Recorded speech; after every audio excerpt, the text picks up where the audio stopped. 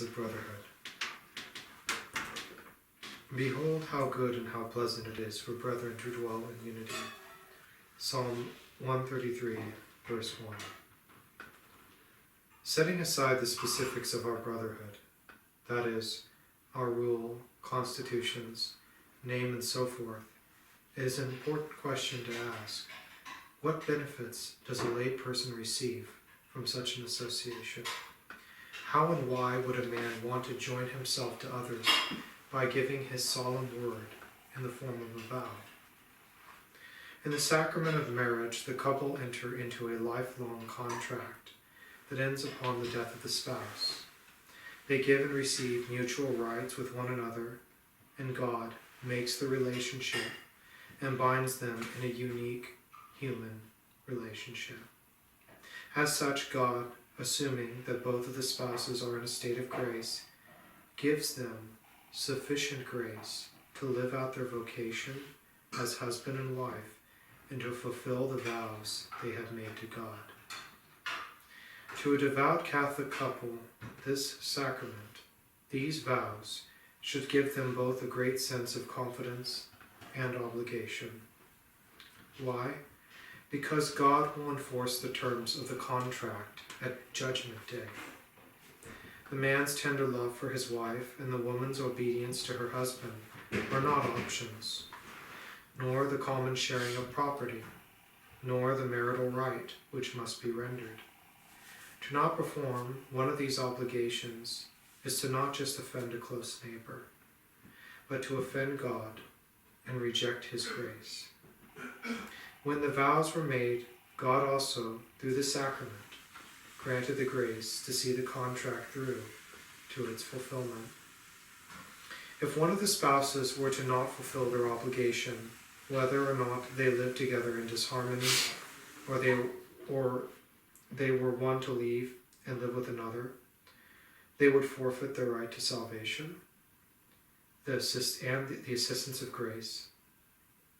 Yet, in God's mercy, the other spouse has not the freedom to go find another, but is obliged to wait and plead for the salvation of the other. Such is the beauty of a contract made in the presence of God, to God. In effect, when a couple vows in marriage, they unite their desire for salvation and, in a sense, risk their salvation for one another. When joining this brotherhood as a knight, just like the spouses, you are entering into a lifelong contract. Although these are private vows and are governed by canon law concerning those, not the sacramental vows of a man and a wife, where you give and receive rights within this brotherhood. Our Lord Jesus Christ, then assuming you are in a state of grace, as these things are sacramentals, not sacraments that always give grace, will give you the grace you need to live out your vocation fully as a poor knight of Christ. If someone ever challenged you and asked you, why should you join the Militia when you can say the office by yourself, or with friends, but not under vows?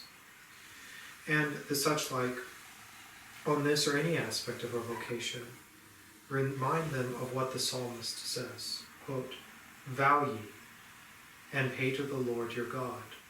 Psalm 76, verse 11. By taking vows in the context of a brotherhood, fully vetted and approved by the Church, we have faith that our Lord approves this way of life, and with 3 years of preparation required, we can have faith that the brothers who take their vows do not do so rashly. As you know, a rash vow is not legally binding and is in fact a sin. More importantly, is that whenever a brother fulfills his vow, he receives greater grace than the man who does not put himself under such a light and sweet burden. This is because he receives merit not just, say, for example, the office, saying the office, but he receives also the merit for fulfilling his vow. The office is even more unique in the fruit of fulfilling of its obligation, namely because we say the office in the context of fulfilling an actual obligation to the church. And as such, our prayer is considered liturgical. This is according to the teaching of Sacrosanctum Concilium 98. Members of any institute dedicated to acquiring perfection, who, according to their constitutions, are to recite any parts of the divine office, are thereby performing the public prayer of the church. End quote. The fruit of this vow is also a greater confidence we have in one and each other. How close are we? We are closer than earthly brothers, for we have made the choice to associate with one another and to live out our lives in a similar way, not just for pleasure, but in the hope of obtaining salvation. We don't just pray together. We must pray together. We don't just ask for favors and hope for reciprocation. We are bound to help one another. We don't just listen to the admonishments of our boss, but we see a benefit in both obeying the other brothers and asking them to obey the rule or request from a superior. We then, all moving on the same path through a common expression of the Christian life, move forward together. This, at the same time, leads to a consequence, which happens as the result of any man who diligently pursues and lives his vocation. Our pledge to one another leads us to exclude membership and at times even the companionship of others. Believe me, if this does not happen on its own, if you stay faithful, you will find yourself soon uninvited from many worldly things and from the company of many worldly people. To Longley paraphrase an anonymous 19th century Cistercian monk, sometimes our removal from other people is necessary for the preservation of peace and charity. When a person lives out their Christian vocation in greater strictness than people around him, it does not create unity. Tepidity and fervor will not cooperate with one another. Zeal and fervor pushes towards perfection, while the lukewarm trend the continual downward path towards an easier life. This will result in endless conflicts, and even if silence ensues, there will be massive temptations towards contempt for one another. How difficult then is it not only to live in the world avoiding sin, but oftentimes to not know men of like heart and mind who make it their purpose to live out a life of Christian perfection. St. Francis de Sales says in the introduction to the Devout Life, quote, "Just as many traversing a plain have no need to hold one another up, as they who are amid slippery mountain paths, so religious do not need the stay of individual friendships. But those who are living in the world require such for strength and comfort amid the difficulties which beset them. In the world all have not one aim, one mind, and therefore we must take to us congenial friends. Nor is there any undue partiality in such attachments, which are but as the separation of good from evil, the sheep from the goats, the bee from the drone, unnecessary separation." End quote. A poor knight with his brethren knows that this is not a problem, and what a great benefit it is of having friends. Consider just the benefits you may have received in your own life from friends, whose relationships were defined by mutual activities, work, or perhaps respect. St. Alfred of Rivaux, a Cistercian abbot, wrote, quote, "How often a nod from my friend has dimmed or extinguished a flame of wrath lit from inside and about to explode outside. How often a severe look from a friend has choked an unbecoming expression rising in my throat. How often, when I had broken into uncontrollable laughter or fallen idle, did I recover proper seriousness when my friend arrived. Moreover, whatever advice one needs is readily accepted from a friend and remembered with less anxiety, because the friend's counsel has great authority, because the friend can certainly be trusted and is immune to the suspicion of flattery.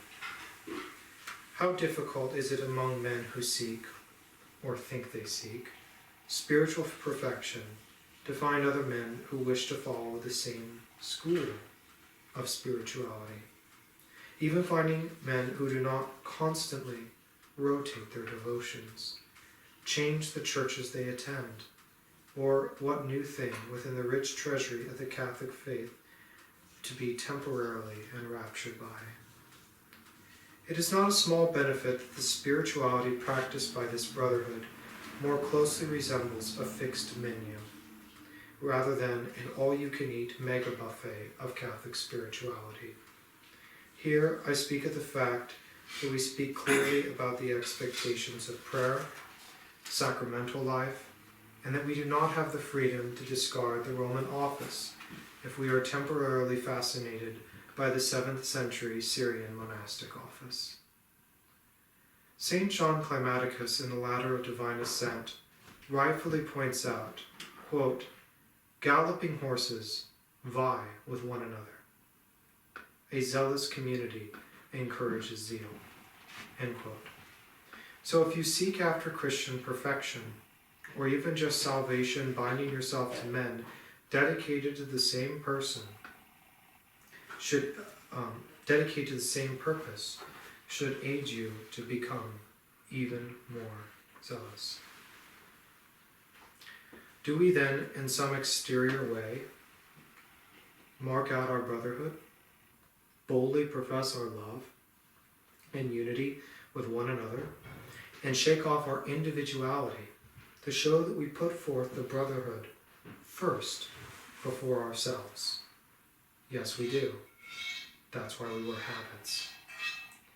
Through the wearing of the habit, we receive several important benefits. A constant reminder of our vocation and obligation for us not to just act as a Christian, but as a Christian knight. If we were not to act as such, our own clothing will cry out and condemn us as hypocrites. The habit conceals and removes the singularity of our individual clothing and confesses not just our faith in the gospel, but in this specific way of life. If none of these reasons have been particularly moving to you as to what benefit there is in joining a brotherhood, consider that Christ our Lord himself chose to live with men and call them his friends. Christ our Lord declared, quote, "Greater love than this no man hath, than a man lay down his life for his friends." The Gospel of St. John, chapter 16, verse 3. The greatest reason then to have friends and be in a brotherhood is that it is an imitation of Christ. May our Lord Jesus Christ grant us all a share of his love that he had for his friends through his loving kindness. So let us examine ourselves. Why do I want to join this brotherhood? Am I today sufficiently preparing myself for the taking of vows? Do I regularly consider the duration of the vows? Do my friends encourage me in holiness? Do I try to foster friendships with the other brothers and to reflect on how difficult is it to truly find spiritual friends?